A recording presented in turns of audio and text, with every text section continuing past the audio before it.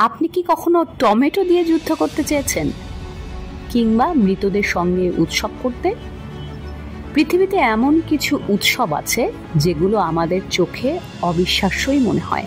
জানবো বিশ্বের সবচেয়ে অদ্ভুত কিছু উৎসবের কথা, যেগুলো আনন্দের পাশাপাশি এক একটা যেন পাগলাটে অভিজ্ঞতা। La Tomatina.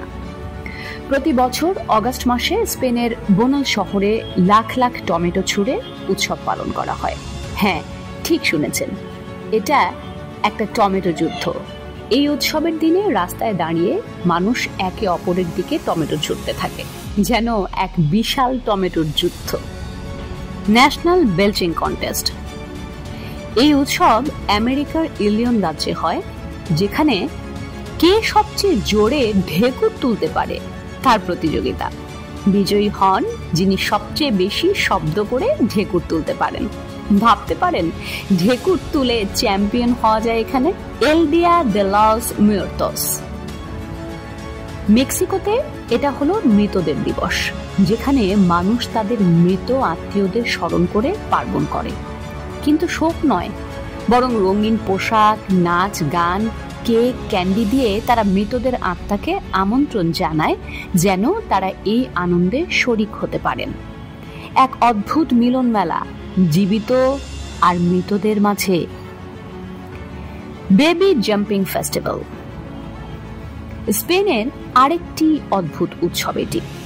এখানে রাস্তায় রাখা নবজাতকদের উপর দিয়ে রঙিন পোশাক পরা মানুষ লাফিয়ে চলে।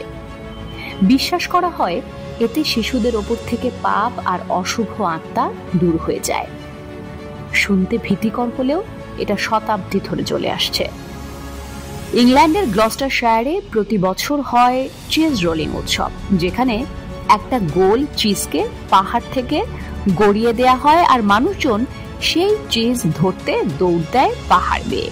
অনেকেই পড়ে যায়, গড়াতে গড়াতে নিচে পৌঁছায়, কিন্তু চিজ ধরার আনন্দেই উৎসব জমে ওঠে।